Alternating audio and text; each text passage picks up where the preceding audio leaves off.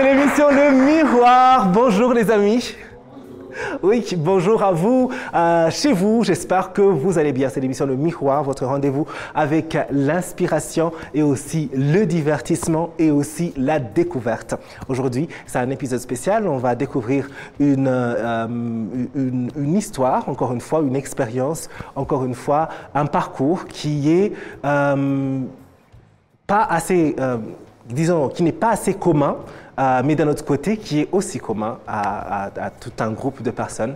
On va mettre de la lumière sur un fait dont on n'entend pas souvent parler et aujourd'hui, on va en découvrir plus à travers le destin, tout simplement, de notre invité aujourd'hui. Je ne vous en dis pas plus. Ce sera dans l'épisode d'aujourd'hui. En tout cas, préparez-vous à voyager et aussi à découvrir et peut-être à aussi être ému. Et surtout, encore une fois, c'est une grande histoire humaine comme d'habitude. Et nous sommes avec nos amis de University of Kigali. Merci d'être avec nous. Ne bougez surtout pas, on revient après cette petite pause.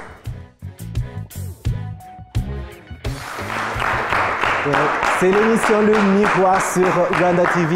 Et comme promis, aujourd'hui, c'est un épisode spécial, différent, mais pas si différent que ça, parce que ce qui nous intéresse toujours, c'est d'être inspiré, c'est d'être aussi éduqué à travers les parcours de nos invités. On aura une invitée spéciale aujourd'hui qui va nous parler de son histoire émouvante. Je vous en dis plus tout à l'heure, mais avant, j'aimerais juste qu'on puisse faire un coucou à nos amis de University of Kigali. Merci d'être avec nous. C'est toujours un plaisir, comme à chaque fois. Oui, on a la chance aujourd'hui d'être avec Loïc, qui est aussi de University of Kigali. Alors Loïc, tu as un parcours assez intéressant, si tu peux prendre ton micro. C'est que tu es si jeune, mais aussi tu fais partie des jeunes, comment on appelle, les jeunes francophones qui représentent les autres, disons. Dis-nous en plus. Merci beaucoup. Oui. En fait, je fais partie du Parlement francophone des jeunes. Parlement francophone des jeunes, voilà. Ouais, une affiliée de l'Organisation internationale de la francophonie. Oui. En fait, c'est une simulation, une simulation parlementaire pour la jeunesse, mais en tant que représentant de leur pays, pour donner leurs idées et participer à la vie politique et à la vie quotidienne de leur pays et de l'espace francophone. Parce que quand on regarde le monde aujourd'hui, la plus grande partie, c'est la jeunesse. Alors, exclure la jeunesse de la vie quotidienne ou politique serait quand même, ce serait vraiment être à côté de la plaque, oui, si je peux le dire. Alors, ça a été une expérience immense avec plus de 80 participants de 40 pays, de l'Afrique, de l'Amérique, de l'Europe et de toutes parts, avec des activités comme des joutes oratoires où mon équipe a participé et a gagné, a été finaliste aussi. Ça a été vraiment une expérience immense et je suis ici, j'étudie le droit ici à l'Université de Kigali et je participe quand même à la vie quotidienne de mon espace. Super, j'aimerais qu'on applaudisse pour ça. Parce qu'on a envie de voir une jeunesse qui s'implique, une jeunesse qui découvre, une jeunesse qui s'apprête déjà à être les leaders de demain. Alors, on continue bien sûr à se préparer pour demain, on continue de bien vivre aujourd'hui, mais c'est aussi important de jeter un coup d'œil à notre passé. Et on sait très bien que notre passé en tant qu'Africain, en tant que pays africain, a été vraiment marqué par la colonisation. Alors, certaines des choses qu'on a héritées de cette période coloniale, ce sera l'histoire des Métis. Ces enfants qui sont nés de pères belges, qui étaient des colons, là on va parler de colons belges ici au Rwanda, parce que, comme vous le savez, le Rwanda, comme la RDC, comme le Burundi, étaient des colonies belges. Et à l'époque coloniale, donc, ces blancs belges donc, venaient ici en Afrique et ils faisaient des enfants avec des femmes locales. Et ces enfants étaient très souvent séparés de leur mère de force et ils étaient placés en orphelinat. Plus tard, lorsque les indépendances sont arrivées, ces enfants ont été emmenés en Belgique. Ils ont été mis en orphelinat, placés dans des foyers d'accueil ou encore dans des familles d'adoption. Et c'est notamment l'histoire de Marie-Flore, notre invitée aujourd'hui, qui a bien voulu venir sur notre plateau pour nous en dire plus sur son parcours. Parce que 65 ans plus tard, elle a décidé de revenir au Rwanda sur les traces de ses origines, de sa famille.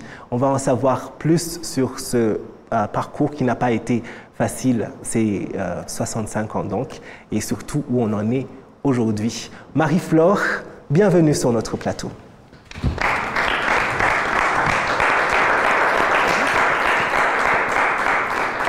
Quelle grande joie. Bonjour. Oui, bienvenue. Merci. Oui. Alors, tout d'abord, merci beaucoup d'avoir accepté notre invitation à venir. Merci de m'avoir invité. Oui, sur notre plateau, parce que il n'y a pas longtemps, une amie aussi collègue m'a un peu parlé de cette histoire que personnellement je ne connaissais pas depuis il y a juste une semaine. Je ne connaissais pas cette histoire des Métis de l'époque coloniale. Et par chance, vous êtes à Kigali. C'est vrai que vous êtes ici pour redécouvrir entre guillemets le Rwanda, oui, et aussi à la recherche de votre famille. Et merci de bien vouloir partager votre histoire. Et j'aimerais vraiment que vous nous emmeniez dans votre histoire. Oui. D'abord, bonjour à tous. Là, je m'appelle Marie-Flore. Je suis née au Rwanda en 1956. Mon père était belge, maman était rwandaise. J'avais quelques mois, il nous a mis à la porte, maman et moi. Maman n'avait pas assez de revenus pour subvenir à nos besoins, donc elle m'a déposée à l'orphelinat à Savé. Je suis restée 3 ans à Savé, puis l'État a décidé de nous envoyer en Belgique. Donc pratiquement tous les métis de ma catégorie,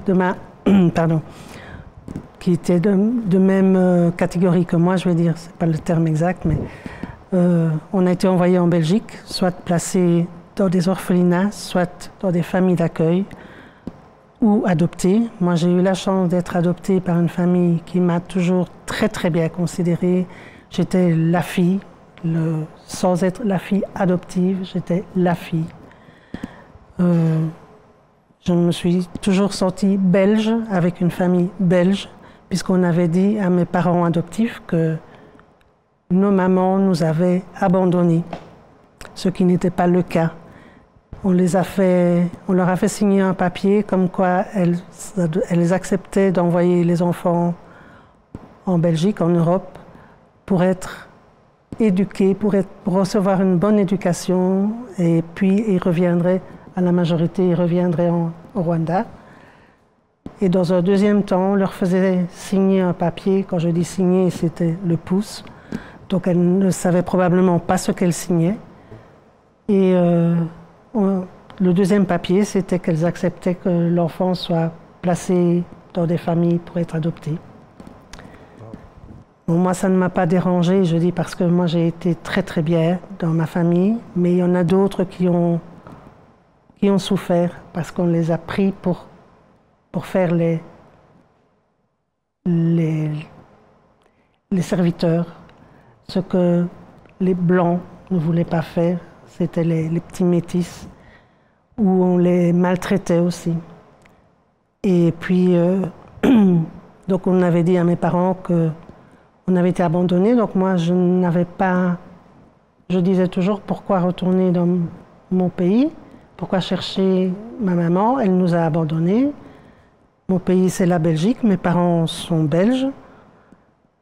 Et puis, j'ai rencontré quelquefois des Rwandais qui me disaient « Il faut aller dans le Rwanda, il faut aller. C'est un beau pays, tu verras, c'est un beau pays. » Et à la longue, cette idée a germé dans mon esprit. Mais toujours, un jour, j'irai, un jour, j'irai. Et une fois, j'ai vu une émission qui parlait justement des enfants qui avaient été arrachés à leur maman. On expliquait bien comment ça s'était passé. Et je me suis reconnue dans cette histoire. Alors j'ai commencé à faire mes recherches personnelles pour trouver de la famille, pour trouver éventuellement ma maman, des frères, des sœurs. Je suis passée par les Métis de Savé d'abord. On est allé à 2-3 réunions avec les Métis du monde. Et c'est par cette organisation que j'ai commencé à avoir plus de renseignements sur... je suis aussi allée aux Archives nationales en Belgique. J'ai eu accès à mon dossier complet. J'avais un dossier, mes parents avaient un dossier quand ils m'ont adopté, mais qui était mince par rapport au dossier vraiment que les archives contenaient. J'ai retrouvé trace d'un demi-frère, donc du même père, mais pas de la même mère. On a essayé par tous les moyens, par les archives nationales, mais aussi via un autre service, parce que comme il était en principe toujours vivant, je ne pouvais pas, par les archives nationales, avoir des renseignements sur lui. Donc je suis passée par un autre service qui a fait les recherches. On savait qu'il était en Hollande, donc c'est pas loin de chez moi. Mais j'ai perdu sa trace en 1974. Je savais jusqu'en 1974 où il était. Et puis j'ai perdu sa trace. On a continué à chercher, parce qu'il avait 4 ans de plus que moi. Lui aussi était passé par Savé. Lui aussi avait été envoyé en famille d'accueil. Lui, il n'a pas été adopté. Mais ça ne s'était pas très très bien passé, je pense, pour lui. Et vous étiez frères, vous ne saviez pas l'existence ni l'un ni de l'autre? Non. Lui, je suis sûre qu'il ne savait même pas qu'il avait une sœur. Et donc on a continué les recherches via ce service-là. Et il y a 7-8 mois, j'ai appris qu'il avait vécu toujours en Hollande et qu'il était décédé. J'ai commencé mes recherches en 2018 et il est mort en 2014. Oui. Donc ça a été un choc pour moi parce que c'était un des seuls, parce que j'ai beaucoup de demi-frères et de demi-sœurs du même père. Enfin, j'ai beaucoup. J'en connais quelques-uns, mais il y en a certainement d'autres, parce que mon père, comme pas mal de coloniaux, n'était pas une personne très bien. Voilà. Il a fait des choses qui n'étaient pas très bien ici vis-à-vis des femmes, des filles, des gamines, des filles de 14-15 ans qu'il allait chercher presque de force dans les familles. Et donc, mon demi-frère avait plus ou moins le même parcours que moi et c'était le seul dont j'avais envie vraiment de connaître l'existence, en fait de me rapprocher. La vie ne me l'a pas laissé le choix, le temps. Donc j'ai continué mes recherches et puis l'idée de venir au Rwanda s'est faite de plus en plus positive, de plus en plus affirmative dans ma tête. Je voulais venir au Rwanda. On devait venir avec l'association des Métis de Savé. On devait venir mettre une stèle en hommage à ce qu'on est passé par là, avec la subvention de l'État belge en compensation de ce qui nous est arrivé. Ça fait 2 ans que j'attends pour venir au Rwanda. Et comme ça ne se faisait pas, je dis j'y viens. Mais je ne venais plus seulement pour voir le pays. Je venais pour essayer de retrouver ma maman, d'éventuels frères ou sœurs, enfin demi-frères, demi-sœurs. Jusqu'à présent, ça ne s'est pas encore fait. Vous êtes toujours à la recherche? Je suis toujours à la recherche. Oui. Les recherches n'ont pas encore abouti, mais on ne perd pas espoir. On continue à chercher. C'est absolument important, comme vous dites, de ne pas perdre espoir et de continuer à chercher. Et pour ceux qui nous suivent et qui peut-être peuvent reconnaître un peu l'histoire, peuvent avoir des informations, je ne sais pas, c'est toujours aussi intéressant de les partager si ça peut aboutir à en fait, ma maman est née à Muhondo. Elle a vécu à Mukono. Oui, on a déjà parcouru ces régions-là. Moi, je suis née à Biomba, en fait. Je ne l'ai pas dit. Je suis née à Biomba. Et donc, ma maman est née à Muhondo et elle a vécu à Mukono. Mes grands-parents, je connais les noms de mes grands-parents. Mon grand-père s'appelait Kabango. Et ma grand-mère, j'ai oublié. C'est un nom que je ne retiens pas. Je retiens celui de mon grand-père, mais pas celui de ma grand-mère. Mais on est passé aussi au service des cartes d'identité pour voir si ma maman aurait eu une carte d'identité. On n'a pas trouvé trace, mais ma maman, si elle vit toujours, elle a 88 ans. Elle a 88 ans, oui. On va essayer peut-être d'ajouter des informations lorsqu'on va partager sur nos plateformes, sur les réseaux sociaux ou encore lorsqu'on va diffuser, si on peut ajouter les noms et tout ça, peut-être que ça peut aider à avoir plus d'informations. Bien sûr, j'ai oublié l'essentiel. Oui. C'était le nom de ma maman. C'est Thérèse Mukamwambutsa. Thérèse Mukamwambutsa, donc vous êtes née en 1956. Je suis née en 1956 et ma maman est née en 1936. 1936, donc si vous avez peut-être une information qui peut aider, ce serait intéressant de voir cette famille se revoir ou retrouver encore plus de membres de votre famille. Merci de partager votre récit. C'est une histoire qui, comme je l'ai dit, comme je l'ai dit au début, on n'en entend pas assez souvent, mais qui est partagée par d'autres personnes comme vous. Vous avez parlé de l'association des métis de Savé, de l'association des métis du monde également, qui est aussi dans ce domaine-là. J'aimerais rapidement, parce que aussi le temps passe vite, je sais que nos amis voudraient aussi discuter avec vous, parler rapidement un peu de ce que vous gardez peut-être de vos souvenirs à l'époque. Je ne sais pas si vous avez encore des souvenirs. Je n'ai aucun souvenir, rien du tout. Vous êtes partie si jeune que... J'avais 3 ans quand je suis partie. Je n'ai aucun souvenir.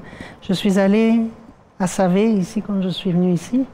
Je suis allée à Savé et je me suis dit peut-être qu'en allant là, où j'ai quand même vécu 3 ans, je vais avoir un flash, quelque chose qui va me revenir. Rien. Rien du tout. J'ai fait un rêve pendant des années. Je me voyais dans un réfectoire, en train de manger. Je disais une sorte de pape, parce que je ne savais pas ce que c'était, mais c'était certainement la pâte de manioc, parce que c'est le plat quand même ici. Mais j'ai fait ce rêve pendant des années, mais c'est tout. Je n'ai aucun souvenir d'ici. Oui. En tout cas, donc... voilà, c'est une histoire assez poignante. C'est vrai que la famille, c'est si important. Les liens qu'on crée, qu'on maintient avec les siens, c'est très important.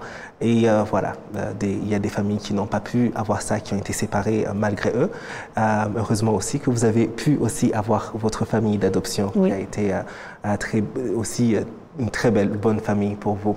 On va bien sûr continuer à, encore une fois plus tard, rappeler ces informations sur la maman de notre invitée Marie-Flore, pour que ceux qui ont des informations puissent pouvoir les partager. Mais avant, on a aussi envie de nous tourner vers nos amis de University of Africa qui ont peut-être des questions à notre invité. Oui.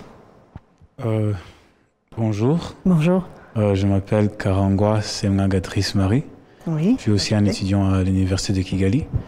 Et en écoutant votre histoire, j'ai je dirais une question. Une réalisation comme celle-là, ça frappe fort. Et je me demande comment vous avez pris l'impact sur vos idéaux, votre culture, et même la culture rwandaise que maintenant est aussi votre culture. et votre image, je dirais, du monde.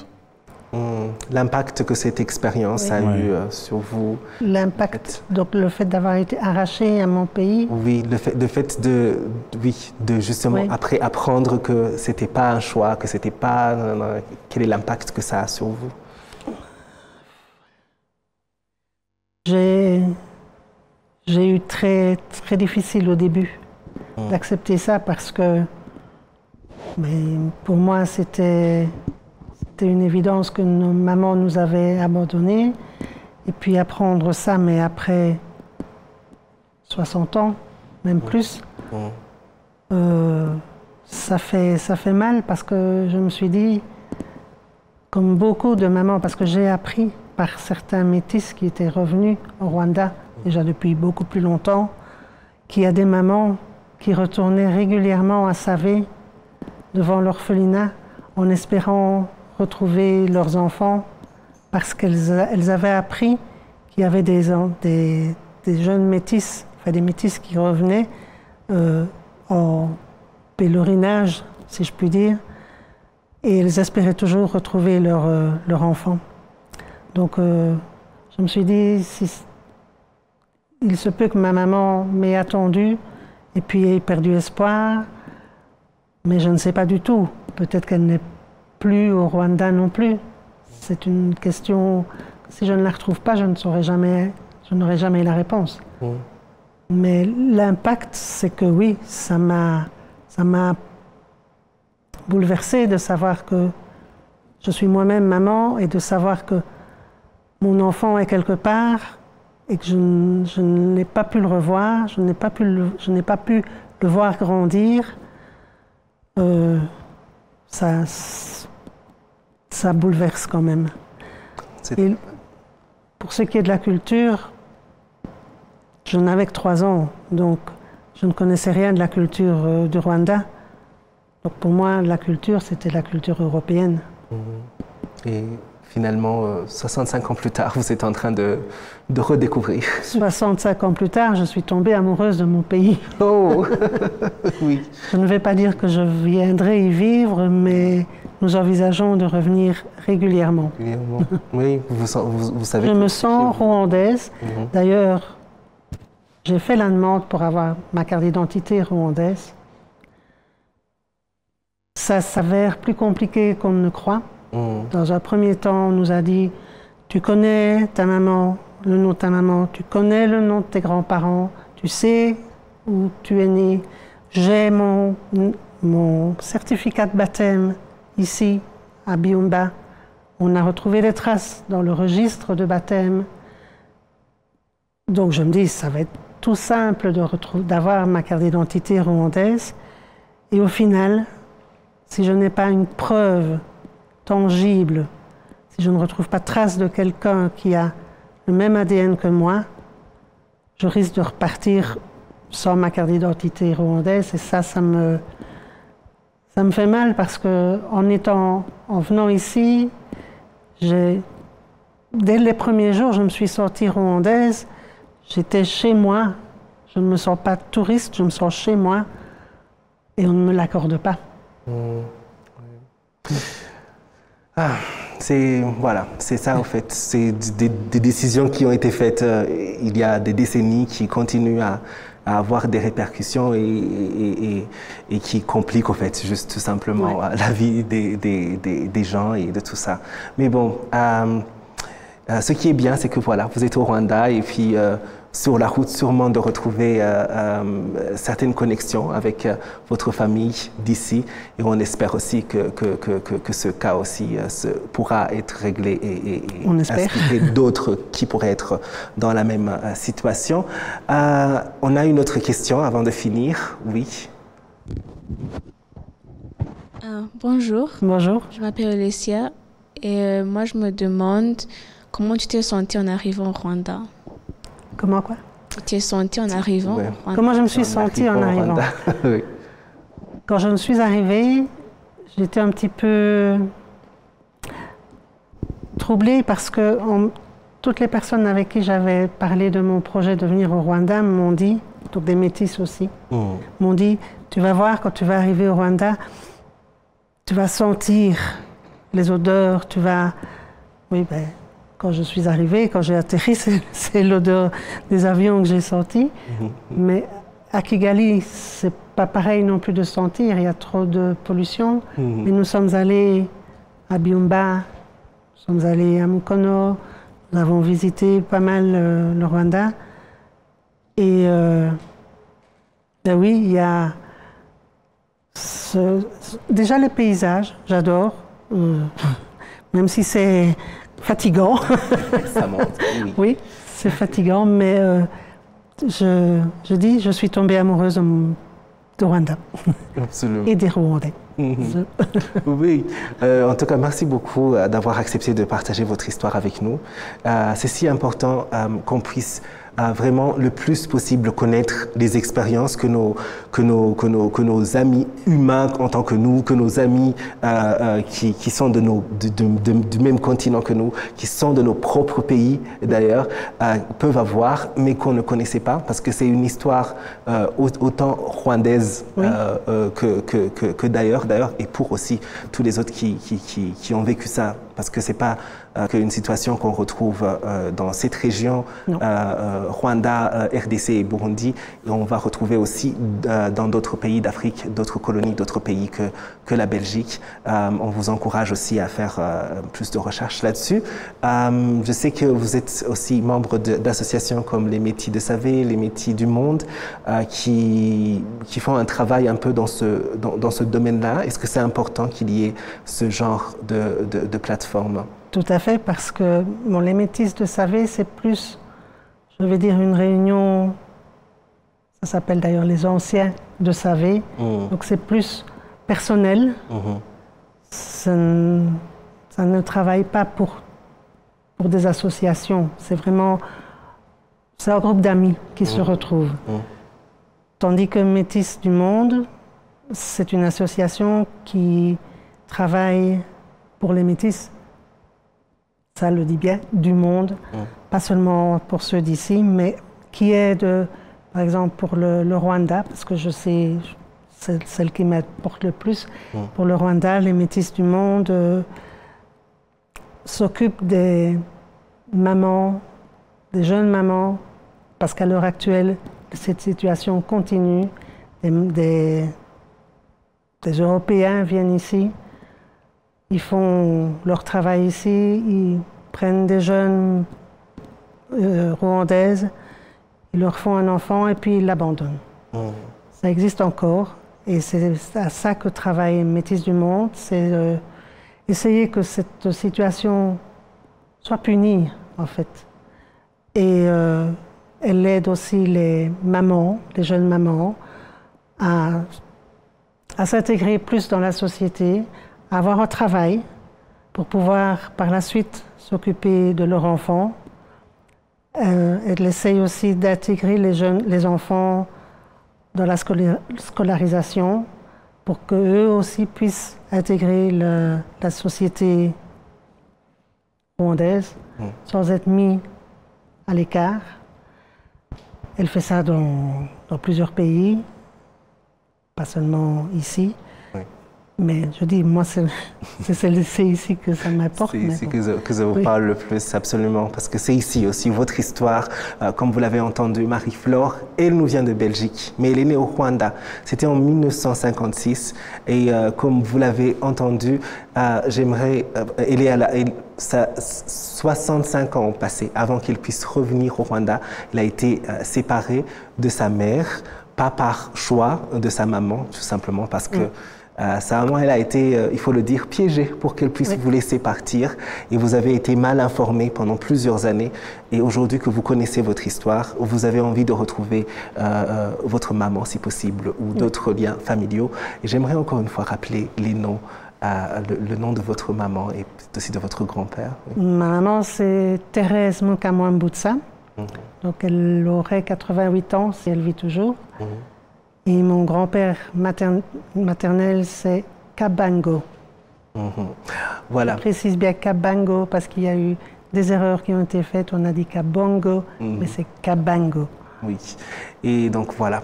Si vous avez des informations, n'hésitez pas à nous les partager. Ce serait bien de voir une famille se retrouver, se rassembler. Et puis, on espère que vous allez revenir plusieurs fois au Rwanda, que vous passerez sur le miroir quand vous reviendrez, qu'on pourra célébrer le jour où la famille se sera retrouvée.